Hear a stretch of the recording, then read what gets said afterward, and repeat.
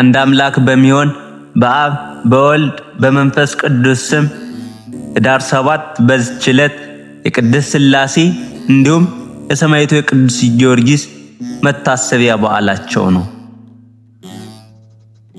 ከዚህ በመቀጠል እሁድ የሚጸለየውን ሰይፈ ሥላሴ ጸሎት እናሰማለን። አንድ አምላክ በሚሆን በአብ በወልድ በመንፈስ ቅዱስ ስም በማመን በሰንበተ ክርስቲያን እሁድ የሚጸለይ ሰይፈ ሥላሴ ይህ ነው። ጌታዬና አምላኬ እግዚአብሔርን አመሰግነዋለሁ። አቤቱ በተወደደው ልጅ በጌታችን በአምላካችን በመድኃኒታችን በኢየሱስ ክርስቶስ ቅዱሳት በሚሆኑ ስሞችህ ጸሎቴንና ልመናዬን ትሰማኝ ዘንድ እለምንሃለሁ። አቤቱ የሰይጣንን ሰራዊት ከኔ አርቅ፣ በወጥመዱም እንዳልገባ ጠብቀኝ፣ ክፉውንም ሁሉ ከኔ ያስወግድልኝ፣ በአንተ ታምኛለሁና። በፈቃድህ እንድሄድ አድርገኝ፣ በፍቅርና በሰላም በጽድቅም ጎዳና ምራኝ። በቸርነትህና በይቅርታህ እንቅልፍ በማይኖራቸው ዓይኖችህ ተመልከተኝ፣ በክንፈ ረድኤትህም ትሰውረኝ ዘንድ እለምንሃለሁ። ይህችንም ዕለት የበጎ ነገር መጀመሪያና የክብር መዳረሻ አድርግልኝ። አቤቱ ለኃጢአቴ ማስተሰሪያ እንዲሆነኝ ቅዱስ ሥጋህንና ክቡር ደምህን እቀበል ዘንድ የተዘጋጀሁ አድርገኝ።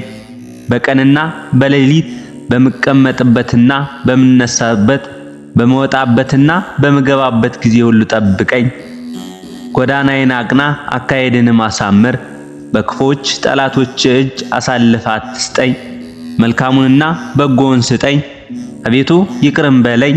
አንተን የሚያመሰግኑና ለአንተ የሚገዙ ደጋግ የተባረኩ ልጆች ስጠኝ።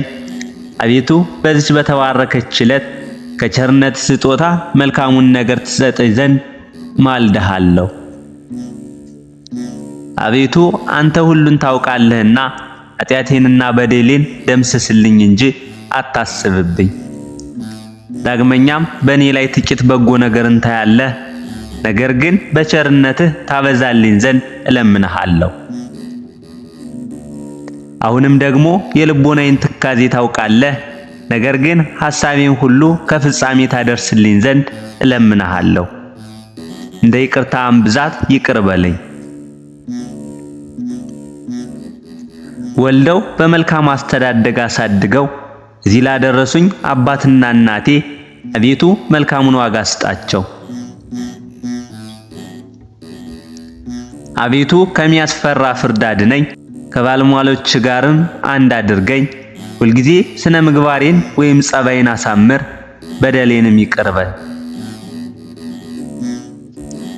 ለሰው ልጅ ፍጥረት ሁሉ ስለ እሷ መድኃኒት የተሰጠባት ቅድስት በምትሆን ስለዚች የትንሣኤ ዕለት ብለህ ጠብቀኝ። አቤቱ ፈቃድህን እንዳደርግና በትእዛዝህም እንድመራ ዓይነ ልቦናዬን ታበራልኝ ዘንድ እለምንሃለሁ፣ ሁሉ ይቻላልና።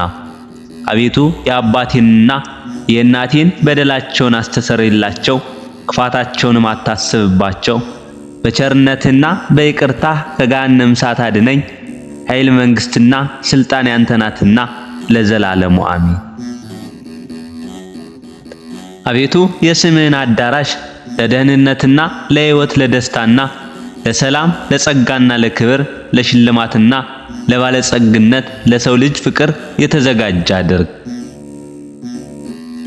አቤቱ ስለ ኃጢአቴ ብዛት የተዘጋ እንኳ ሆኖ ቢገኝ የቸርነትህን ደጃፍ ክፈትልኝ።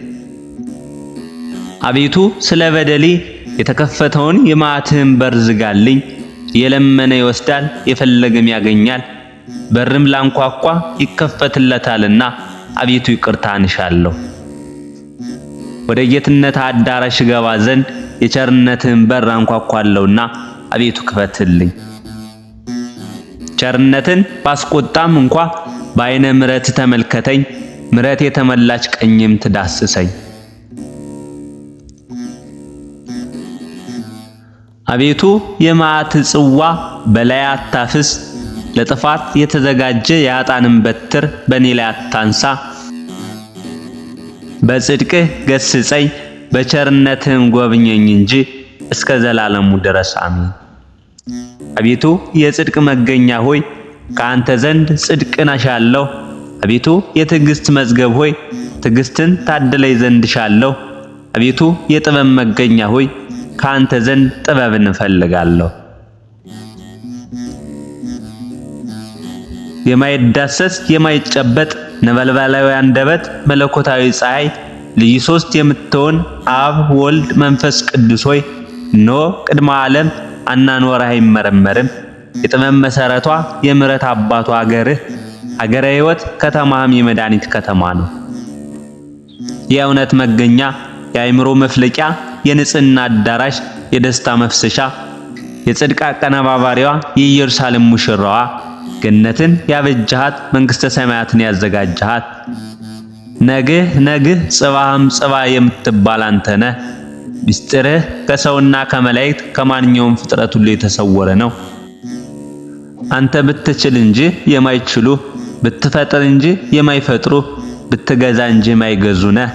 ሰማይን በማይዳሰስና በማይታይ ረቂቅ ነፋስ በስፋት ፈጠራት። ምድርም በሰፊ ባሕር ላይ በትእዛዝ ፈጥረህ አጸናሃት። ጸጋን የምትሰጥ ስዑል ሰይፈ ሥላሴ ብርሃናዊ ድንኳንህ በላይ ላይ የኮከብ ነጸብራቅ የሚንቦገቦግበት በረጅም የእሳት ድንኳን ጫፍ ላይ የተተከለ ነው። መንበርህም በውስጡ የመባረቅ ታሶችና የነጎድጓድ አንማሪዎች የሚመላለሱበት እንዲሁም የቸርነት ሜሮን ከሱ የሚፈስበት በነጭ ዕንቁ የተሰራና የታነጸ ነው። ሰረገሎችህ ኪሩቤል ባለ 6 ክንፍና 4 ገጽ ያላቸው ከእግር እስከ ራሳቸው በዓይን የተመሉ ናቸው። ከግርማ የተነሳ ፍርሃት ልጓማቸው፣ ረዓድም ልባባቸው፣ ምስጋና ምግባቸው፣ ውዳሴ መጠጣቸው፣ ጌትነትም ማድነቅ ሲያሳያቸው ነው። ለኪደተ እግራቸው የተወሰነ ሜዳ ለራሳቸውም መጠጊያ ወይም ደገፋ የለውም። የመለኮትህ የሰረገላነት መሰላል ያመጥቃቸዋልና።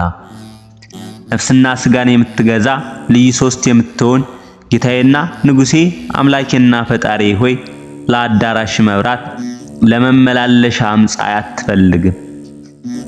አቤቱ ማረኝ ይቅርም በለኝ።